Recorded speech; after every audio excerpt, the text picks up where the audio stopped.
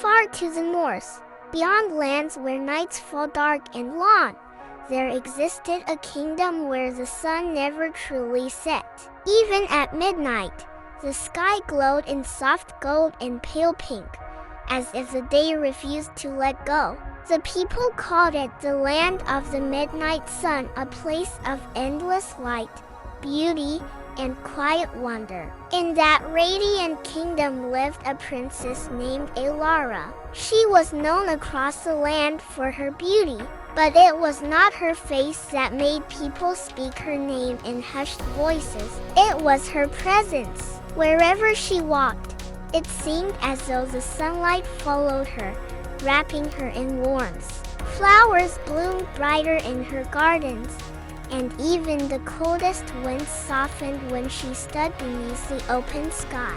Yet, for all the light that surrounded her, Elara carried a quiet sadness within her heart. From the moment she was born, she had been told she was special, chosen by the sun itself. But with that gift came a life apart. While others laughed freely and lived without expectation, Elara was watched, protected, and carefully guided. She was not allowed to wander far, not allowed to be alone for long, and never allowed to leave the kingdom's borders. The elders believed that her light was tied to the land itself. If she were ever lost, the sun might fade, and darkness would fall upon them all. So she stayed. Days passed in golden stillness. Nights never truly came, and though her world was filled with brightness, Elara began to feel something missing, a longing she could not fully understand. She wondered what darkness felt like. Not fear, but rest. Not emptiness, but quiet. She wondered what it would be like to live without always shining. One evening, as the sky shimmered with its endless twilight, Elara wandered farther than she ever had before. The guards trailed behind her at a distance, but she slipped away into a quiet path that led toward the edge of the kingdom. There, for the first time, she saw something different. A shadow. It was faint, fragile, barely visible, but it was real. And beside it stood a young man. He was not from her kingdom. His clothes were worn from travel, and his eyes held the depths of someone who had known long nights and distant roads. He looked at her not with awe or reverence, but with simple curiosity. "Is it always this bright here?" he asked gently. Elara hesitated. No one had ever spoken to her like that before, without fear, without admiration, without expectation. "Yes," she said softly. "The sun never leaves us." The traveler smiled, but there was a quiet sadness in it. "Where I come from, the night is long, but it's beautiful in its own way. The stars, they only appear when the light fades." Elara listened carefully, her heart stirring with something new. She had never seen stars, never known a sky without light. The idea felt distant, almost impossible, and yet deeply comforting. They spoke for what felt like hours, though time seemed to stand still in that place. He told her stories of distant lands, of moonlit paths, of quiet nights where the world felt still enough to hear your own thoughts.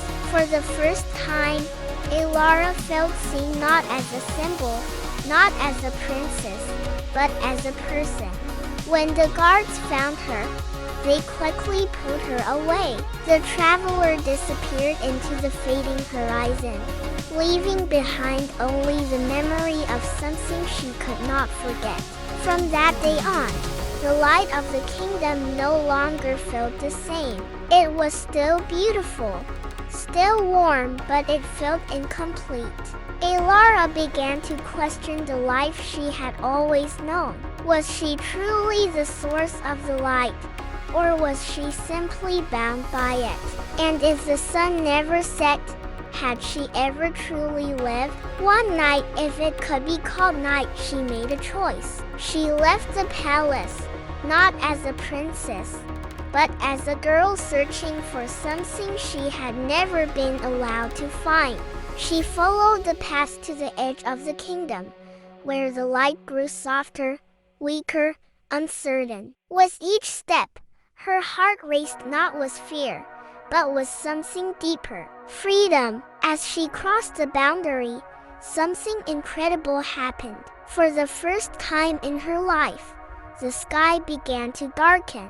The golden glow faded into deep blue, and then into a darkness so vast it felt endless. Elara stood still, her breath catching as tiny lights began to appear above her. Stars, they shimmered across the sky, countless and quiet, more beautiful than anything she had ever known. Tears filled her eyes, not from sadness, but from the overwhelming realization that she had been missing half of the world. Behind her, far in the distance, the kingdom dimmed, but it did not fall into darkness. The sun still lingered, softer now, gentler, as if it had learned to share the sky. And in that moment, Elara understood. She had never been the sun. She had only been afraid to let it go. The traveler appeared once more, as if drawn by the same quiet fate that had brought them together before. This time, she did not hesitate. She stepped toward him, no longer bound by expectation.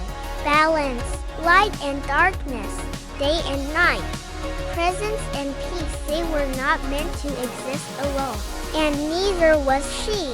The princess of the midnight sun was no longer just a symbol of endless light.